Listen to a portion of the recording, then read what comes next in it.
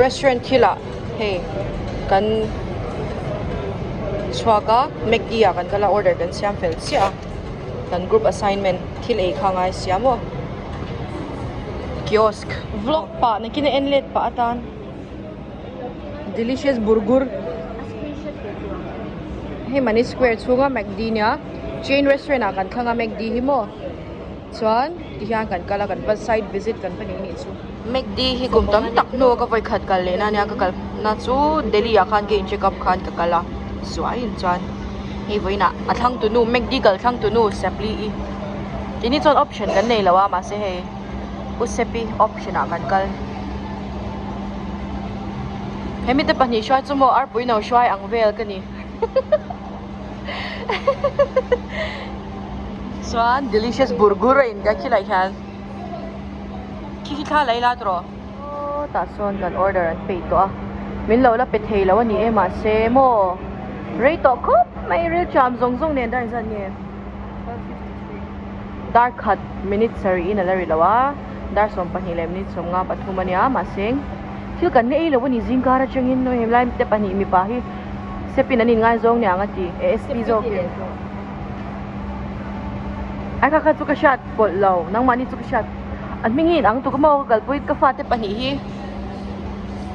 hay an mel te chapuk phukanya hey kan bar kan burger ai to nya hey rap hi enge ming kha ta khan ang siang tandoori chuan oi ka kutila balut tuk chuan hei hi mac spicy chicken chuan laro khan yer be na lo text che chuan here is our drinks phải thật lệ and ice cream man hi atui heavy number 1 double hi ni ngot lo ai về nghe rồi amin ka to lo amin ka to lo ma se lo ai về ro hemi hi a kiosk ka a order na khana sorry mi swal ve mam pui khomo lo hoite abel pa te thlak BTS Beng Mendil zo man phalawan ti tawan kal dai an new market kal hi mo an mani hi KGP kompui kortoran en ai kha havela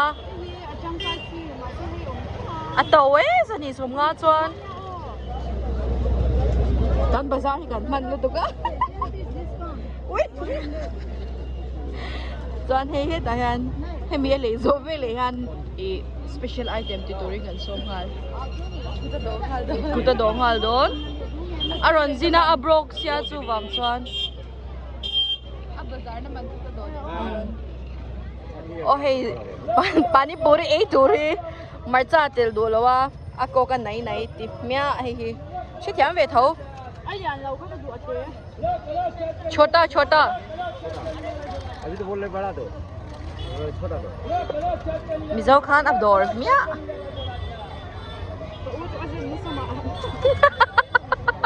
अपन पे बॉक्स या माही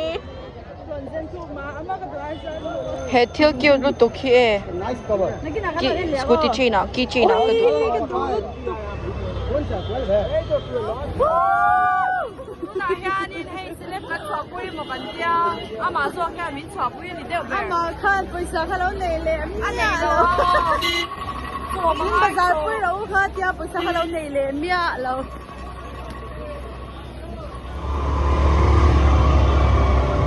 Bích ui cắn giò bích ui, lên lại hem, ui lên tóc. Dừng chân nền loạt. Ngồi cẩn cất áo.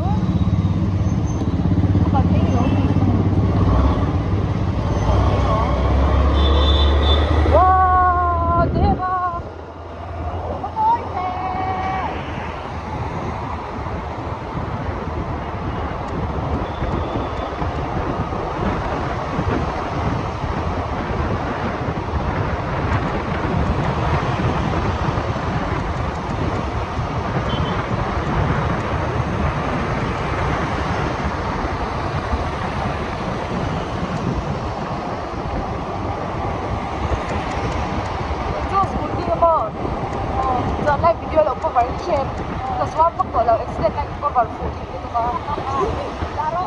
Day 2 nimin tlaya kanin mang traffic to ah.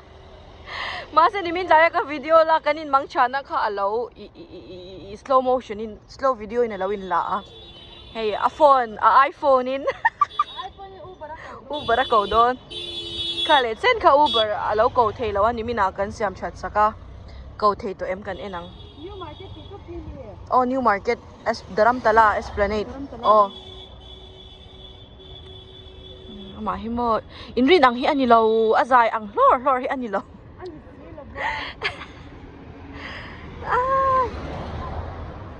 Hey, kakata at swadan te hi amahi. Amut korne na ron swak nga top. Amahi. Mi easy ni hi. Anun ram ni lawin. Asing nun hi. Ai chak em ai pui don khoi thalak pui ro ding ro. Vai pa pani puri kuta menge hi chaka he. Ai zo chaina ron kal wang ani he me to hian. Ka kata puchka himo ama he na ngai. Hemi te theizia himo.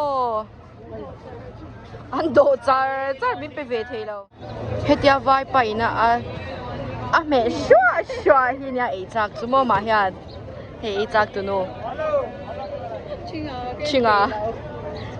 A mela hi chu en lo sha ma du ke chu a ke don thaw chu wang suan hey celeb de wi lo chuk ve a kal eng lo ba kal local bus a kala chuan pui zui ama hi mo celeb bus chuan za lo an ti ang chi kha ania ngatan ma ngai lo với chúng mình cái tia em phút gì là ai 30 năng mấy mặc lúc tục 13 na yung 13 hi em phút ô mà ni ka manin ô